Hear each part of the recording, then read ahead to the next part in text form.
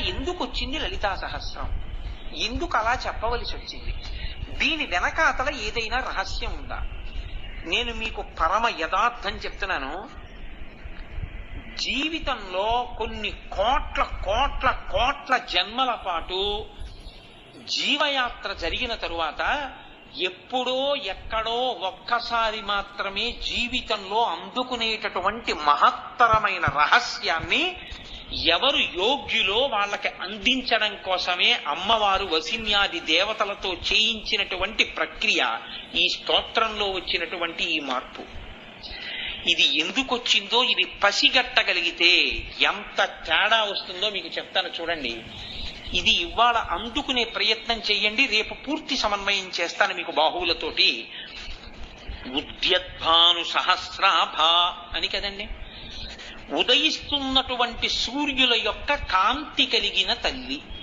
ఎంతమంది సూర్యులు? ఉద్యద్భాను సహస్రాభ, 1000 కిరణములనండి. అనంతమైన కిరణములు 1000 మంది సూర్యులు, అనంతమైన సూర్యులు. ఒక్క సూర్యుడు ఉదయిస్తుంటేనే ఆకాశంలో వచ్చే కాంతి ఎలా ఉంటుంది? సూర్యోదయ సమయంలో ఉండేటటువంటి కాంతి ఎలా ఉంటుందండి? ఎర్రటి కాంతి ఉంటుంది కదండి. ఇది పెద్ద విశేషం కాదు, మీ అందరూ అనుభవించిందే. ఒక్క సూర్యుడు ఉదయిస్తేనే ఎర్రటి కాంతి వస్తే 1000 మంది సూర్యులు ఉదయించారనుకోండి, ఎంత ఎర్రటి కాంతి ఉంటుంది ఆకాశంలో. ఇప్పుడు వసిన్యాది దేవతలు అంటున్నారు ఇంత ఎర్రటి కాంతి ముందు కనపడుతోంది అన్నారు. ఇందులో ఉత్ అనో మాట వేశారు ప్రారంభంలో. ఉత్ అంటే పైకెత్తడం. కొన్ని కోట్ల జన్మల తరువాత ఈ నామం వినబడి లోపల దర్శనమైతే ఆ జీవుడి యొక్క యాత్రలో ఉత్ పైకెక్కడం ప్రారంభమైంది. ఏదో తేడా వచ్చేసింది. పెద్ద రహస్యం వాడికి తెలిసిపోయిందంతే. ఎక్కడొచ్చింది ఈ రహస్యం? ఎందుకు వచ్చింది? కేవలం అది ఉద్యద్భాను సహస్రాభాయ, ఇంకేమైనా చెప్పాలని ఉందా వసిన్యాది దేవతలకి అంటే నామానికి అర్థం అంతే. పైకి గురుముఖత దాని రహస్యాన్ని తెలుసుకున్నప్పుడు జీవయాత్రలోనే కొత్త మలుపు వచ్చేస్తుంది. ఎలా వచ్చేస్తుంది అంటే మనిషి ప్రధానంగా 4 అవలక్షణముల చేత ఎప్పుడూ పతనమైపోతాడు. బాగా గుర్తుపెట్టుకోండి, ఇది మహాభారత వాక్యం. ఒకటి, యవ్వనము చేత పాడైపోతాడు. ఎందుకనంటే యవ్వనంలో ఒంటికి బలం ఉంటుంది. యవ్వనంలో పాడైపోవడానికి కావలసినంత ఓపిక ఉంటుంది. యవ్వనము, ధన సంపత్తి, అధికారము, అవివేకము, ఈ 4 చేత మనిషి పాడైపోతుంటాడు. ఈశ్వరుడిచ్చిన బుద్ధిని సక్రమంగా వినియోగించుకోలేడు. ఈ 4 మనిషి పాడవడానికి ఉపయోగించుకోవడానికి ప్రధానంగా ఏది ఉపయోగపడతాయి? ఇంద్రియాలు, మనస్సు. వీటి వల్లే కదండి అహంకారం. ఈ ఇంద్రియాలని మనస్సుని పాడవకుండా భగవత్పరం చెయ్యడం అన్నది ఎప్పుడు మొదలు పెడతావు? సూర్యోదయంలో మొదలు పెడతావు పూజ. నిద్ర లేవడం అంటే ఎవరు లేచారు? మనసు లేచింది. మనసు లేస్తే ఇంద్రియాలు లేచాయి. ఇంద్రియాలు లేస్తే కర్మేంద్రియాలు లేచాయి. శరీరం లేచింది. ముందేం చేస్తావు? పూజ చేస్తావు. పూజ సమయంలో ఎప్పుడు చేస్తావు? సూర్యోదయ పూర్వం చేస్తావు. సూర్యోదయం వేళకి పూజలో ఉంటావు. సూర్యోదయంలో ఆకాశం ఎలా ఉంది? ఎర్రటి కాంతితో ఉంది. ఈ కాంతి ఏం చేసింది? తిక్కన గారు చోట అన్నాడు, నీరజాకరములు నిష్టయై చేసిన భవ్యత పంబు ఫలమనంగా దినసముఖాకి నందిత చక్రయుగ్మ కంబులయనురాగంపు బ్రోవనంగా హరిహర బ్రహ్మ మహానుభావంబుల కరగినగాగ గట్టి అనగా అతుల వేజత్రయ లతికాచయము పెనుబంధన్ పుట్టెడు మూలకందమనగా అఖిల జగముల కంజర ఎగుచు జన సమాజ కరపుట హృదయ సరోజములకు ముకుళనంబును జృంభణంబును నర్చి భానుబింబంబు పూర్వాద్రిపై వెలింగి అన్నాడు. ఒక ఋషి ఇచ్చారు ఆయన పద్యాన్ని. సూర్యోదయ సమయంలో ఏమవుతుంది అంటే నీరజాకరములు నిష్టయై చేసిన భవ్యత పంబు ఫలమనంగా, తామర మొగ్గలు తపస్సు చేస్తున్న వాళ్ళల్లా, నీళ్లల్లో నిలబడి తపస్సు చేస్తున్న యోగుల్లా ఇలా ముకుళించుకుని చేతులు ఇలా పెట్టి నమస్కారం చేసినట్టుగా తపస్సు చేస్తాయి. సూర్యకిరణం పడగానే తామర పువ్వులు ఇలా విచ్చుకుంటాయి. తామర మొగ్గల తపస్సుకి ఫలితమా అన్నట్టుగా సూర్యబింబం వచ్చింది. దినసముఖాకి నందిత చక్రయుగ్మ కంబులయనురాగంపు బ్రోవనంగా, చీకటి పెడితే చక్రవాక పక్షులకి కళ్ళు కనపడవు. కాబట్టి జంటలు విడిపోయి ఏడుస్తుంటాయి ప్రియుల కోసం. సూర్యోదయం అవగానే కలుసుకుని ఒకదాని పక్కన కూర్చుని సంతోషాన్ని అనుభవిస్తాయి. చక్రవాక పక్షులు చేసిన ప్రార్థన అన్నట్టుగా సూర్యబింబం ఉదయించింది. అలాగే హరిహర బ్రహ్మ మహానుభావంబులొక్కటింగాగరిగిన గట్టి అనగా బ్రహ్మ విష్ణువు శివుడు అనబడేటటువంటి 3 తత్వాల్ని కలిపి ముద్దబోస్తే తయారైనటువంటి ఒక గుణిక అన్నట్టుగా ఉన్నాడు ఆ సూర్యబింబం. అతుల వేదత్రయలతికాచయము పెనుబందన్ పుట్టెడు మూల కందమనగా వేదమనేటటువంటి తీగ పైకెక్కి పాకుతుంటే దాని మూలకందం వేరు ఎక్కడుంటుందో ఆ కందం ఉన్నటువంటిదా అన్నట్టుగా ఉంది సూర్యబింబం. జన సమాజ కరపుట హృదయ సరోజములకు ముకుళనంబును జృంభణంబును నచ్చి మనుష్యుల యొక్క మనస్సులకి జృంభణం కలుగుతుంది. లేస్తారు ఒక్కసారి, అందరూ లేస్తారు. లేవగానే చేతులు ఇలా కలుసుకుంటాయి, నమస్కారం చేస్తారు. చేతులు కలుసుకుంటున్నాయి, ముకుళించుకుంటున్నాయి, మనసులు విచ్చుకుంటున్నాయి. మనసులు విచ్చుకునేటట్టు చేస్తుంది సూర్యబింబం, చేతులు కలుసుకుని అంజలి ఘటించేటట్టు చేస్తుంది సూర్యబింబం. అలా చేసి పూర్వాగ్రి మీద వెలిగింది. ఈ వెలిగితే ఏ రంగు వచ్చింది? ఎర్రటి రంగు వచ్చింది. అమ్మవారి ఏ రంగులో ఉంది? ఎరుపు రంగులో ఉంది. అందుకే అమ్మవారిని ప్రార్థన చేస్తే అరుణాం కరుణా తరంగితాక్షీం ధృతపాశాంకుశ పుష్పబాణ చాపాం, ఎరుపు రంగుతో అమ్మవారు ఉంటుంది. ఏమండి అన్ని రంగులు ఉన్నాయి కదా, లలితా పరాభట్టారికా స్వరూపం ఎరుపు రంగుతోనే ఎందుకు వచ్చింది పైకి? ఆ ఎరుపుకి ఏమైనా రహస్యం ఉందా? ఎందుకు ఉద్యద్భాను సహస్రాభ అని అంటున్నారు? దీన్ని సౌందర్యలహరిలో శంకరాచార్య స్వామి వారు పరిష్కారం చేశారు. ఈ పరిష్కారం కూడా శంకరాచార్యులు వారు ఎంత గొప్ప ముడి పెట్టారో తెలుసా అండి?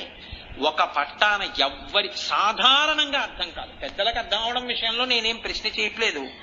ఆయన ఎంత గమ్మత్తైన మాట అన్నారంటే, ఉదయిస్తున్నటువంటి సూర్యబింబంలో ఉన్న ఎర్రటి కాంతి ఎలా అయితే ఆకాశంలో ఇలా ముందుకొచ్చేస్తుందో, మీరు ఒక సముద్రపు టొడ్డుకెళ్ళి సూర్యబింబాన్ని చూస్తున్నారనుకోండి, నీటిలోంచి ఇలా పైకొస్తుంటే సూర్యబింబం ఎర్రటి కాంతి కాలవ కట్టినట్టుగా ఏర్పడుతుంది.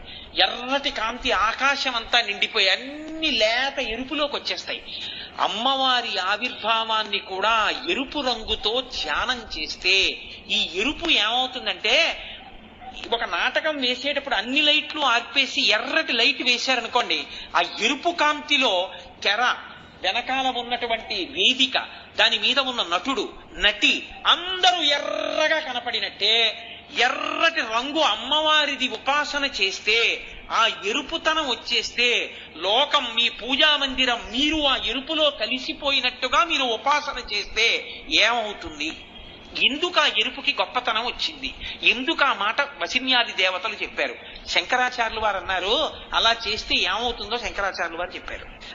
కొంచెం చాలా జాగ్రత్తగా వినే ప్రయత్నం చేయండి. అంత తేలికగా ఏముండదు, పట్టుకుంటే జీవయాత్రలో కొత్త మలుపు వచ్చేస్తుంది.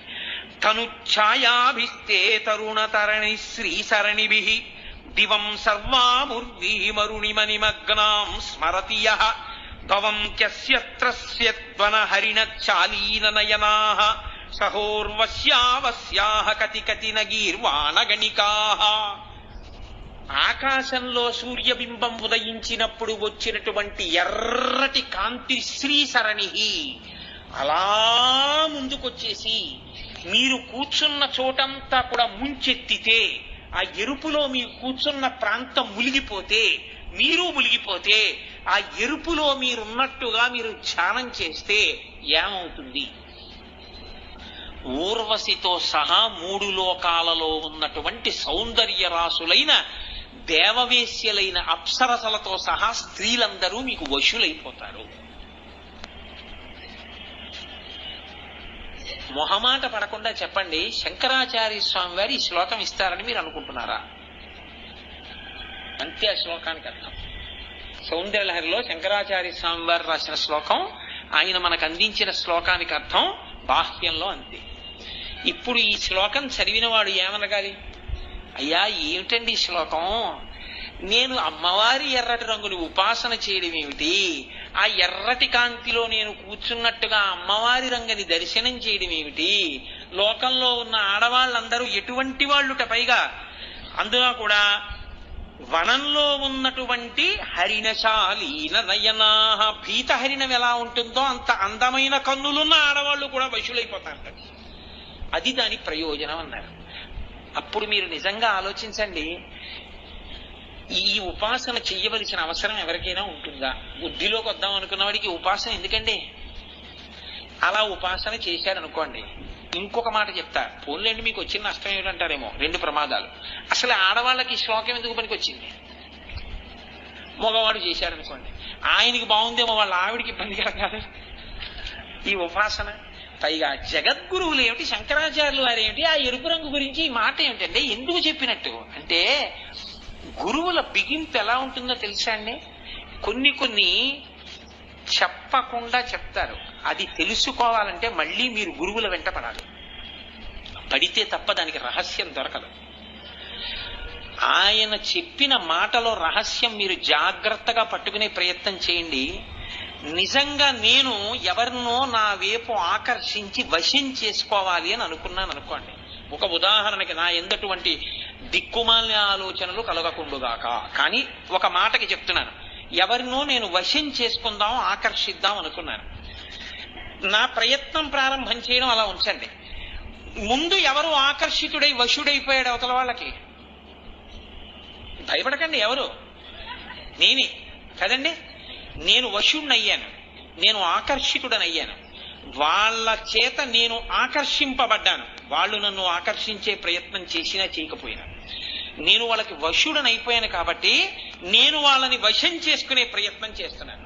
ఇప్పుడు ఇది పతనమా ఉద్ధరణ? వశం చేసుకోవడం మాట అలా ఉంచండి. ఈ ఇల్లు నాది అన్నాను అనుకోండి, ఆ ఇల్లు నాదో కాదో దేవుడు ఎరుగు. ఆ ఇల్లు వీడు నా యజమాని అని ఒక్కనాడందో, ఈ ఇల్లు నాది అన్నప్పుడల్లా నాకు ఒక పాశం పడుతోంది కదండి. నేను ఓ మెట్టు కిందకు పడిపోతున్నాను, ఇది నాది అన్నప్పుడల్లా నేను పడిపోతున్నాను. లోకంలో ఉన్న వాళ్ళందరూ నా వాళ్ళు అయిపోతున్నారంటే నేను వశం చేసుకోవడం వల్ల నేను ఉద్ధరణ పొందుతున్నానా, పతనం పొందుతున్నానా? పతనమే పొందుతున్నాను. అమ్మవారి యొక్క ఎర్రటి కాంతిని ఉపాసన చేస్తే ఉద్ధరణ వస్తున్నట్ట, పతనం వస్తున్నట్ట? అప్పుడు పతనం వస్తున్నట్టు కాదండి. ఇంతమంది ఆడవాళ్లు వశులైనా సరే అమ్మవారి యొక్క అందం ముందు, సౌందర్యం ముందు వీడు కదలకుండా నిలబడగలిగిన వాడు అని మీరు అర్థం చెప్పే ప్రయత్నం చేశారనుకోండి, అంతకన్నా తప్పు. ఎందుకని? ఇంత హేయమైన విషయానికి, అమ్మవారి సౌందర్యానికి మీరు పోలిక పెడతారా? మా అమ్మ కన్నా అందగత్తెలు ఏంటండి వీళ్ళని ఎవరన్నా అంటారండి లోకంలో? అప్పుడు పరమ తప్పు కదా మాట. అలా ఎలా చెప్తారు మీరు వ్యాఖ్యానం? అంటే మీరు దాన్ని అనుభవించకుండా వ్యాఖ్యానం చెప్తున్నారు. మరి ఎందుకు చెప్పినట్టు శంకరాచార్యులు వారు ఎరుపు కాంతిని ఉపాసిస్తే ఈ ఫలితం వస్తుందని? మీరు చాలా జాగ్రత్తగా పట్టుకునే ప్రయత్నం చేయండి. అనుభవించే ఆనందం పొందడం అన్నది ఎక్కడి నుంచి వస్తుంది ఆనందం నాకు చెప్పండి. నేను కూర తిన్నాను, ఆనందం వచ్చింది. కూరలో ఆనందం ఉందా? నాలోనే ఉన్న ఆనందం ఉద్భుతమైందా? ఆనందం నాలో ఉన్నదే ఉద్భుతమైంది. నాకు సొంత ఇల్లు ఉంటే ఆనందం అన్నాను. సొంత ఇంటి వలన ఆనందం బయట నుంచి వచ్చిందా? లోపల ఉన్న ఆనందం ఉద్భుతమైందా? లోపల ఉన్న ఆనందం ఉద్భుతమైంది. 3 లోకాల్లో ఉన్న అందగత్తెలందరూ నావారైపోయారు అంటే 3 లోకాలలో ఉన్న ఆనందం అన్నది ఏది ఉన్నదో ఆ ఆనందము నేనైపోయి ఉన్నాను. అంటే ఇప్పుడు నేను పూర్ణుడనైపోయాను, జ్ఞానినైపోయాను. ఇప్పుడు నేను ఆనందమునకు బయట వెతుక్కోను. ఆనందము లోపల అనుభవించుచున్నవాడను, నేనే ఆనంద స్వరూపుడను. పూర్ణమదః పూర్ణమిదం పూర్ణాత్ పూర్ణముదచ్యతే పూర్ణస్య పూర్ణమాదాయ పూర్ణమేవావశిష్యతే. నేను పూర్ణుడనైపోయి ఉన్నాను. అన్నీ నేనే, అంతా నేనే. నేను ఆత్మని, నేను అంతటా నిండిపోయి ఉన్నాను. ఇక నేను అనుభవించవలసిందన్నది లేదు, అన్నీ నేనే. ఈ ఆత్మ నేను, ఈ శరీరం నేను కాదు, మనసు నేను కాదు. నేను చిదానంద రూప శివోహం శివోహం. నేను ఆనంద రూపుడను. కాబట్టి అన్నీ నావిగా ఉన్నాయి. నేనుగా ఉన్నాను, నావిగా కాదు, నేనుగా అయిపోయి ఉన్నాను. ఇప్పుడు అన్నీ నేనుగా అయిపోయి ఉన్నప్పుడు ఇంకా నేను పొందవలసిందంటూ ఇంకొకటి ఉందా? లేదు. అంటే నేను పూర్ణుడనైపోయాను, నేను జ్ఞానినైపోయాను. ఈ జ్ఞాని కావడానికి కావలసిన అనుగ్రహం ఎక్కడి నుంచి వస్తోంది? అనుగ్రహమే ఆ ఎరుపు. ఈ అనుగ్రహ దర్శనమే అమ్మవారి అనుగ్రహపు ఎర్రటి కాంతులను సూర్యమండలమునందు దర్శనము చేసి ఇక్కడ ఉపాసన చేయుట. ఈ అనుగ్రహము ప్రసరిస్తే అమ్మవారిది క్రియాశక్తిగా ఉంటుంది. క్రియాశక్తి ఎరుపుగా ఉంటుంది ఎప్పుడు. అందుకే మీరు చూడండి, మీరు బాగా దీన్ని పట్టుకునే ప్రయత్నం చేయండి. లోకంలో రంగులు ఎన్ని అని అడిగారు అనుకోండి, మనం చిన్నప్పుడు నేర్చుకుంటాం విబ్జిఆర్ అని. విబ్జిఆర్ అంటే VIB ఏదో స్పెల్లింగ్ చెప్తాం. Violet, indigo, blue, green, yellow, orange, red, 7 రంగులు కదండి.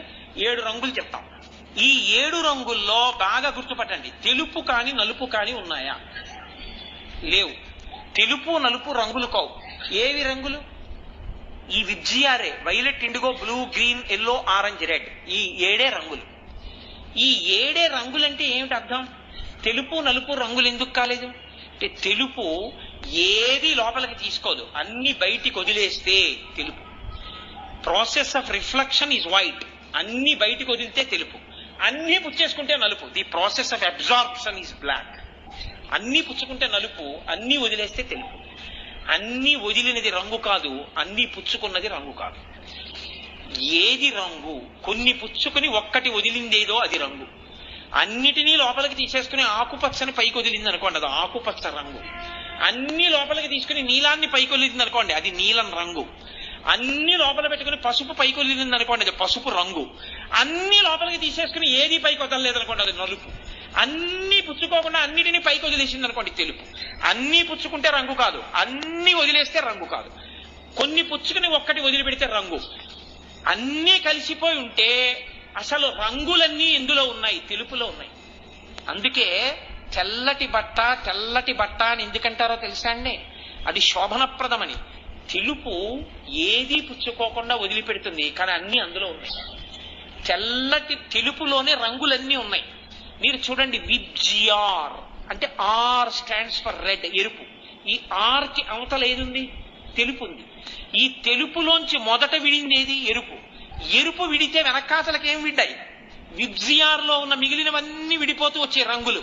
చిట్ట చివరికి వైలెట్ విడింది. Violet, indigo, blue, green, orange, red. ముందు ఎరుపు విడిపోయింది. విడిపోగానే మిగిలిన రంగులన్నీ విడిపోయి, ఈ విడిపోయిన ఆఖరి రంగేది? వైలెట్. ఈ వైలెట్ కి వెనకాలే ఉంది బ్లాక్. నలుపు రంగు కాదు, తెలుపు రంగు కాదు. ఈ ఎరుపు ముందు విడితే అన్ని విడ్డాయి. ఈ ఎరుపు తెలుపులోకి వెళ్ళిపోవడం మొదలెడితే అన్ని తెలుపులోకి వెళ్ళిపోతాయి. తెలుపులోకి వెళ్ళిపోయి తెలుపు అన్నిటిని బయటికి వదిలేస్తుంది. తెలుపు తెలుపుగా ఉండిపోతుంది. మనం అందరం ఈశ్వర స్వరూపాలు అయ్యుంటే ఈశ్వరుని నుంచి విడిపోయి జీవుడిగా కనపడడం ఎందుకు కనపడుతుంది? అమ్మవారి యొక్క మాయ వలన. అది విడిపోవడం, ఎరుపు. మళ్ళీ కలిసిపోవడం ఎవరి వలన? అమ్మవారి అనుగ్రహం వలన. కలిసిపోతే ఆ తెలుపులోకే వెళ్ళిపోతారు. ఆ తెలుపు శివుడు. ఈ తెలుపులోకి వెళ్ళిపోవడం, తెలుపులోంచి విడిపోయి నేను జీవుడిగా ఉన్నాను అనుకోవడం. ఈ విడడం కలవడం, విడడం కలవడం, విడడం కలవడం, దీనికి ఆధారం ఎరుపు. ముందు ఎరుపు విడుతుంది. ఈ ముందు విడే ఎరుపు ఏదుందో ఆ ఎరుపు క్రియాశక్తి. అదేం చేస్తుంది? అదే మళ్ళీ మిమ్మల్ని కలుపుతుంది. ఈ కలపగలిగిన క్రియాశక్తి దేనిలో ఉంటుంది? చేతిలో ఉంటుంది. చెయ్యే పనులన్నీ చేస్తుంది. అన్ని పనులు చేసే చేతిని క్రియాశక్తి అంటారు. ఈ చేతికే కరము అని పేరు. కరమే కిరణము. సూర్యకరము, సూర్యకిరణము, కిరణము. ఆ కిరణముల వలన మొదట వచ్చిన ఎరుపు కాంతి అమ్మవారిది అంటే అమ్మవారే నిన్ను మళ్ళీ భగవంతుడిలోకి కలపగలదు. అమ్మవారే భగవంతుడిలోకి కలిపేస్తే నీవు భగవంతుడిలో కలిసిపోయిన నాడు నీవు పూర్ణుడవైపోతావు. సముద్రంలోకి చేరే వరకే నది యొక్క పరుగులు. నది సముద్రంలో చేరిపోయాక పరుగులు లేవు, అంతే. గంభీరమైపోయిందంతే. తనలో తానలా నిశ్చలంగా హాయిగా ఉండిపోయి లేచి పడుతూ కెరటాలు వీధిలోని లోపలికి సముద్రంలోకి వెడితే ఏమీ ఉండదు. నాకు ఒక మెరైన్ ఇంజనీర్ గారు ఒక ఆయన తెలుసు, విశాఖపట్నంలో, సుబ్బారావు గారిని. ఆయన అంటారు, సముద్రంలో మెరైన్ ఇంజనీర్లు భవించినటువంటి ప్రశాంతతకి అలవాటు పడ్డాక కోటేశ్వరాలు భూమి మీద గందరగోళం తట్టుకోలేమన్నారు ఆయన నాతో. నేను తెల్లబోయాను ఆ మాట. అయ్యా అదేమిటన్నా? నిజం. ఈ కెరటాలు సముద్రపు ఒడ్డునే కోటేశ్వరారు. ఓడలో సముద్ర మధ్యలోకి వెళ్ళిపోయిన తర్వాత మీరు ఓడ బయటికి వచ్చి నిలబడి చూస్తుంటే ఎటు చూసినా నీరే. అలాగని కదలిక లేకుండా ఉండదు. చైతన్యంతో అలా అలా అలా కదులుతున్నటువంటి సముద్రం మధ్యలో నిలబడితే ఎంత నిశ్శబ్దం! ఆ సముద్ర చైతన్య గాంభీర్య ఘోష తప్ప ఇంకొక్కటి ఉండదు. ఒడ్డుకి రాగానే కుక్కరుపులు, పిల్లరుపులు అన్ని ప్రారంభం. మా పణిబాబు గారు మెరైన్ ఇంజనీర్ చేశారు. ఈ అరుపుల ముందు ఆ ప్రశాంతత ఎంత సంతోషంగా ఉంటుందో ఆ ప్రశాంతతకు అలవాటు పడిపోయిన వాడు బహుశಃ ఊరిలో ఉండలేడు. మెరైన్ ఇంజనీర్లలో ఆధ్యాత్మిక కోణం ఉన్న వాళ్ళు ఊరు బయట అందుకే ఉంటుంటారు లోపలి. కాబట్టి లోపలికి వెళ్ళడం అలవాటైపోతే నది పరిగెత్తి పరిగెత్తి సముద్రంలో కలిసిపోయి ఆనందం అనుభవించినట్టు, విడిపోయి ఉన్నవాడివి పరిగెత్తి పరిగెత్తి పరిగెత్తి అమ్మవారి క్రియాశక్తితో ఎరుపు యొక్క అనుగ్రహంతో తెలుపులోకి వెళ్ళిపోతే ఇక ఆ ప్రశాంతత. ఈ కలపగలిగినది విడదీసినది ఎరుపే, కలిపినది ఎరుపే. ఈ ఎరుపే అమ్మవారు. ఆ ఎరుపుని ధ్యానం చేస్తే వచ్చేది పూర్ణత్వం. అన్నీ నువ్వైపోవడం, అన్నీ నీవిగా మారిపోవడం, నువ్వు అనుభవించవలసిన ఆనందం అన్నది ఇంకోటి లేకపోవడం. మన్మధుడు ఇంకొకళ్ళని కామం వైపు ప్రచోదనం చేస్తాడు. మన్మధుడే కామానికి ప్రచోదనం అవుతాడా? అవడం. అందరినీ కామం వైపు తిప్పుతాడు. అందరినీ తిప్పే కాముడు తాను కామజయాన్ని పొందినట్టు అన్ని ఆనందాలు ఇక్కడే ఉన్నాయిరా, ఇంకా బయట వాటి వల్ల అనుభవించవలసిన ఆనందమే ఉంది, ఆనందం అంతా ఇక్కడుంది, ఇది ఆనందం అన్నవాడికి అన్ని వశమైపోయాయి. ఇది శంకరాచార్యుల వారు అందరూ వశమైపోతున్నారని చెప్పడం. అందుకని శంకరులు చెప్పినది ధ్యానం చేస్తే తెలుస్తుంది తప్ప బాహ్యంలో అర్థం కాదు. శంకరులు ఏమిటి, శ్లోకం ఇవ్వడం ఏమిటి అనిపిస్తుంది. ఈ ఎరుపు కారుణ్యం. ఎరుపు ఎక్కడుందో అక్కడ కదలిక ఉంది, ఎరుపు ఎక్కడుందో అక్కడ అనుగ్రహం ఉంది, ఎరుపు ఎక్కడుందో అక్కడ కారుణ్యం ఉంది, ఎరుపు ఎక్కడుందో అక్కడ రాజసం ఉంది. అందుకే బ్రహ్మగారు సృష్టి చేస్తుంటాడు. కానీ ఆ ఎరుపు చిక్కబడిపోయింది అనుకోండి, చిక్కబడిన ఎరుపునందు పరుగులు తక్కువ. అందుకే ఎరుపుకి సంస్కృతంలో రక్తమని పేరు, రక్తవర్ణ అని. చిక్కటి నెత్తురు ఎర్రటి రంగులోనే ఉంటుంది. చిక్కపడిపోయినది మెల్లగా ప్రవహిస్తుంది, పలసగా ఉన్నది తొందరగా పరిగెడుతుంది. అమ్మవారి అనుగ్రహం బాగా ప్రసరించి ఎరుపుతో తడిసిపోయిన వాడు మెల్లమెల్లగా కదిలి వెళ్ళిపోయేది ఈశ్వరుడిలోకి వెళ్ళిపోతాడు. అమ్మవారి అనుగ్రహం ఆ ఎర్రటి కాంతులను దర్శనం చేస్తే మెల్లమెల్లగా మెల్లగా మెల్లగా అడుగులు ఎటు పడిపోతాయంటే భగవంతుడి వైపుకి కలిసిపోయేటట్టుగా అడుగులు పడతాయి. గొప్ప అనుగ్రహం అక్కడ మొదలవుతుంది. అందుకే అమ్మవారి ఆవిర్భావమునకు ముందు ఏది వచ్చింది అంటే ఒక్కసారి ఉద్యద్భాను సహస్రాభ 1000 మంది సూర్యులు ఉదయించినప్పుడు ఉండేటటువంటి ఎర్రటి కాంతి కనపడింది. ఇప్పుడు వాళ్ళకి కాదు కనపడ్డం, ఎవరికి కనపడాలి? మనకి కనపడాలి. ఎక్కడ కనపడాలి? అక్కడ కాదు కనపడ్డం. అక్కడ కనపడిన కాంతి ఇలా వచ్చేసి మీరు కూడా ఎరుపులో తడిసిపోయి మీకు మీరు ఎర్రగా కనపడాలి. ఎలా కనపడతారు? సూర్యోదయంలో నిలబడి మిమ్మల్ని చూసుకోవడం కాదు. మీరు ధ్యానం చేస్తుంటే ఇక్కడ నుంచే చిదగ్నిగుండంలోంచి అమ్మవారు ఆవిర్భవిస్తుంటే ఆవిడ ఎర్రటి కాంతి వలయంలో మీరు తడిసిపోతే, ఆ ఎరుపులో మీరు కూడా ఎరుపైపోతే ఆవిడ అనుగ్రహ కాంతులు మీ మీద పడినట్టు. ఆవిడ అనుగ్రహ కాంతులు మీ మీద పడితే మీరు తెలుపులోకి వెళ్ళిపోతున్నట్టు. అంటే మీరు పరమేశ్వరుడిలో చేరి మళ్లీ పుట్టవలసినటువంటి అవసరం లేని మోక్ష స్థితి వైపుకి అడుగులు పడినట్టు. ఇహమునందు ఆ ఎరుపు కాంతి మీ మీద పడగా ఇక్కడ కావలసిన అన్ని సుఖాలు, అన్ని క్షేమాలు, అన్ని యోగాలు సిద్ధిస్తాయి. ఏ ప్రమాదాలు రావు.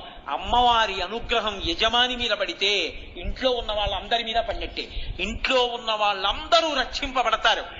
ఈ కాంతి అందరికీ దర్శనం కావాలనేటటువంటి కోరికతోటే వసిన్యాది దేవతలతో అమ్మవారు లలితా సహస్రం చెప్పిస్తూ అసలు ఈ కాంతి పడని వాడికి నా దర్శనం కుదరదు, నన్ను చూడలేడు. నన్ను చూడలేని వాడికి తల దగ్గర నుంచి కుదరదు, చేతుల దగ్గర నుంచి. చేతులు క్రియాశక్తి. ఈ చేతులను ఎవడు చూస్తాడో, ఎవడు చేతుల వలన క్రియాశక్తిని దర్శనం చేసి తన జీవితాన్ని మార్చుకుంటున్నాడో లోపల, వాడు నన్ను తల నుంచి పాదముల వరకు చూడగలుగుతాడు. అందుకని ముందు కాంతి, ఆ కాంతి మీద పడాలి.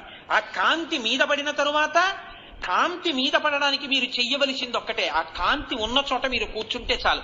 సూర్యోదయం అవుతున్న చోట మీరు కూర్చుంటే అలా ఎర్రటి కాంతి వచ్చి కాంతిలో మీరు ఉండిపోతారు. అసలు ముందు ఇక్కడ ఉదయాన్ని మీరు అనుమతించాలి. ఇక్కడ చిదగ్నికుండ సంభూత ఆవిడ ఆవిర్భావ ధ్యానం మీరు చెయ్యాలి. చేస్తే ఎరుపు కాంతిలో మీరు మునిగిపోతే ఆనాడు మీ జన్మకి ధన్యత. ఆ ఎరుపు దర్శనం కానంత కాలం, ఆ ఎరుపుని అనుభవిద్దామన్న తాపత్రం ఏర్పడనంత కాలం జీవయాత్ర వెడుతూనే ఉంటుంది.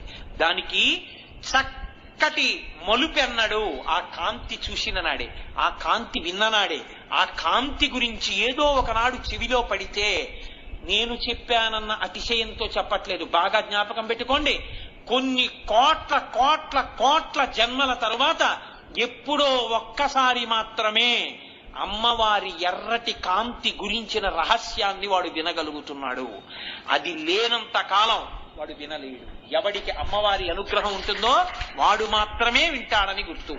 అందుకే తర్వాత ఎవరు అమ్మవారి అనుగ్రహాన్ని బలంగా సంపాదించుకున్నారో వాళ్ళ యందు క్రియాశక్తి ప్రారంభం అవుతుంది. అంటే అమ్మవారి అనుగ్రహం అమ్మవారి చేతులుగా దర్శనం అవుతుంది, చేతులలో ఉన్న ఆయుధాలుగా దర్శనం అవుతుంది.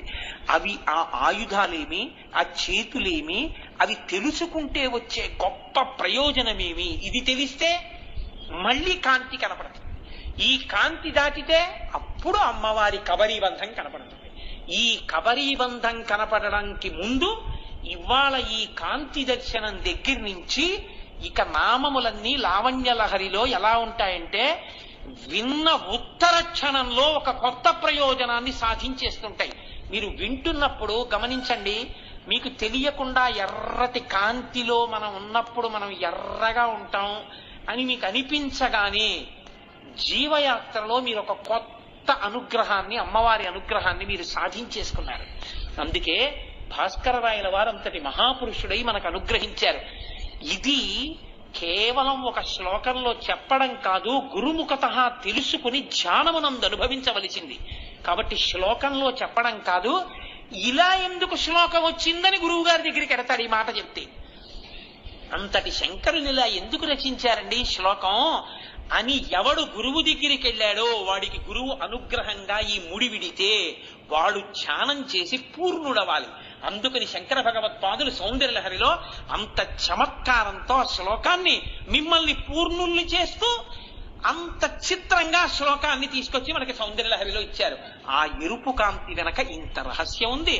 మీకు అర్థమయ్యేటట్టుగా నేను చెప్పగలిగానో చెప్పలేకపోయానో, చెప్పలేకపోతే నేను క్షంతవ్యుడను.